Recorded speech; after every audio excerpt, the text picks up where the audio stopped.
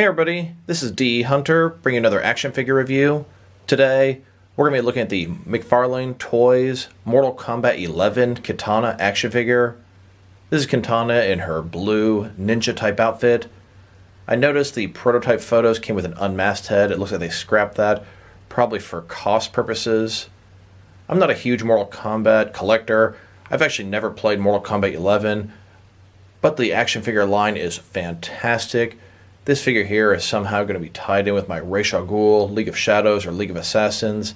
Maybe it'll be Lady Shiva, maybe it'll be Nissa, Talia's sister. I can see a ton of uses for her. So let's go and check out the packaging here.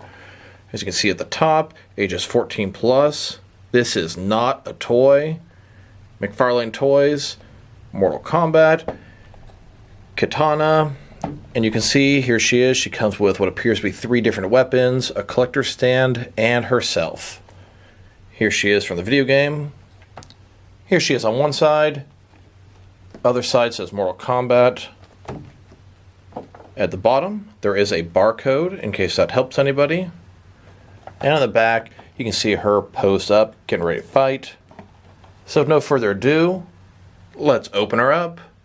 Alright. Now that we got this figure out of the package, here she is with all of her accessories laid out.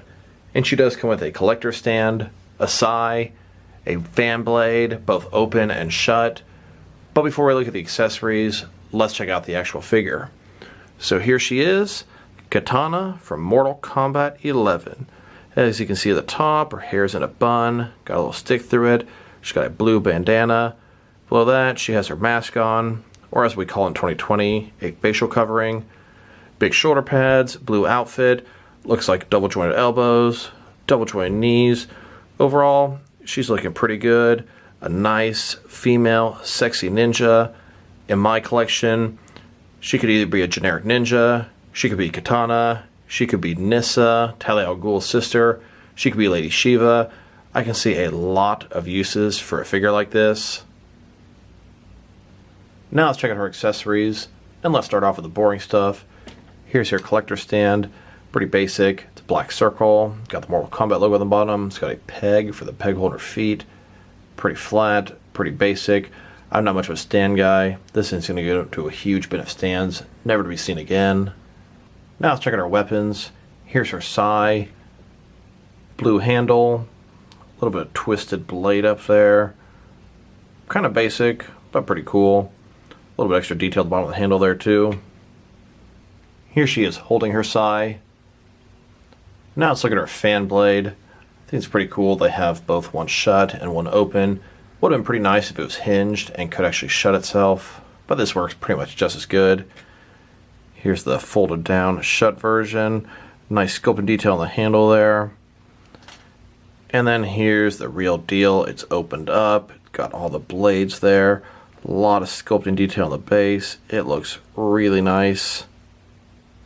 Here she is holding the unopened fan blade, and then she'll flick it open like so.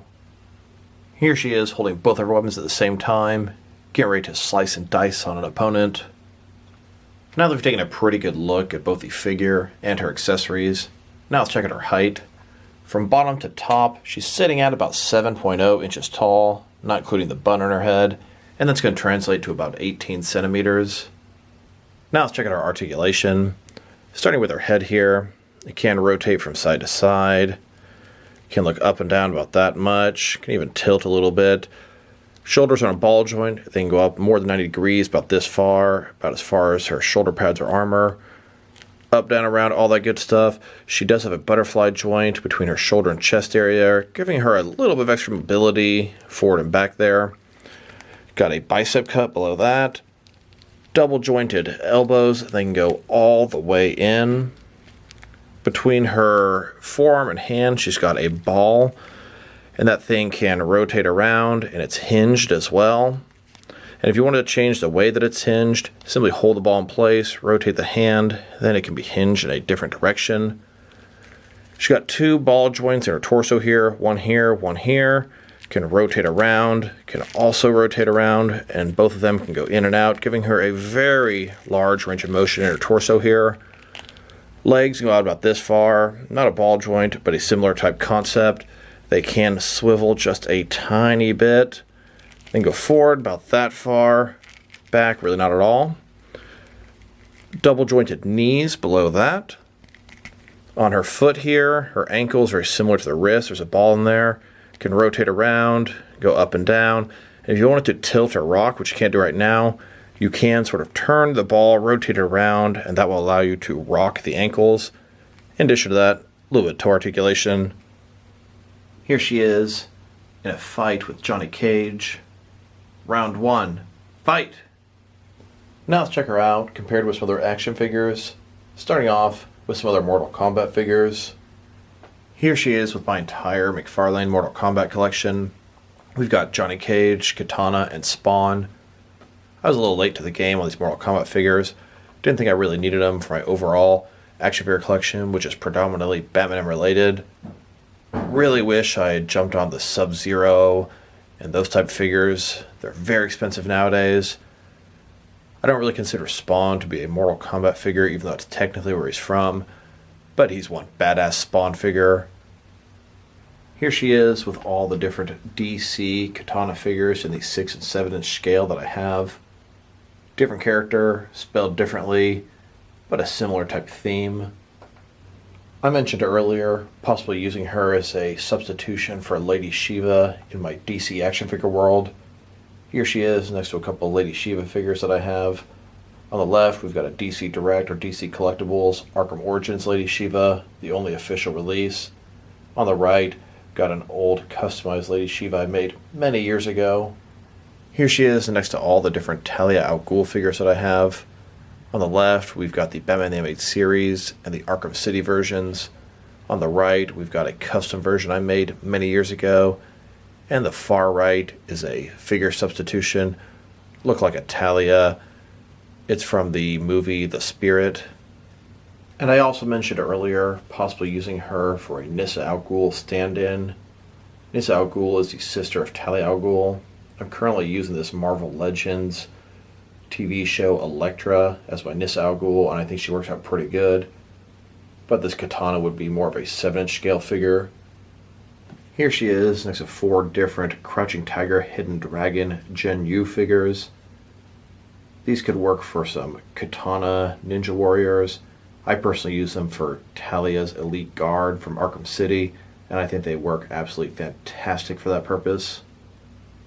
Here she is next to several different McFarlane DC Multiverse female figures. Next, let's check her out compared with some other action figures from different various companies to see how she fits in both scale and style-wise, in case you want to know which lines you can mix her with. Here she is with some of her McFarlane Toys brothers and sisters. In front of you are 5 different action figure lines, all from McFarlane Toys, all from different various video game properties, all 7 inch scale. Then, here she is next to some more McFarlane Toys action figures. And here she is with some DST or Diamond Select Toys. Then, with some DC Direct and DC Collectibles figures. And here she is next to some NECA figures.